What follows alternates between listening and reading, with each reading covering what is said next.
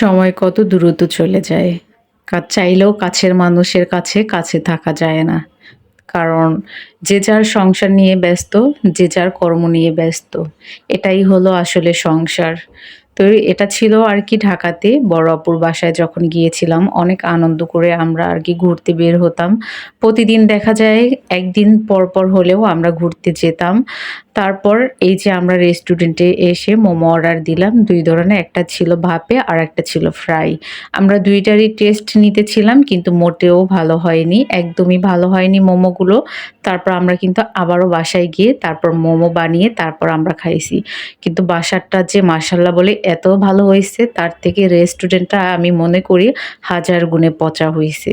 আর এখানে ডেকোরেশনটা খুব সুন্দর ছিল। যাই হোক এই ছিল আজকের ছোট একটা ব্লগ। কেমন লেগেছে কমেন্ট করে কিন্তু জানাতে ভুলবেন না। অবশ্যই কিন্তু লাইক, ফলো দিয়ে সাপোর্ট করে সাথে থাকবেন। সাথে ইউটিউব চ্যানেল থেকে দেখলে চ্যানেলটি সাবস্ক্রাইব করে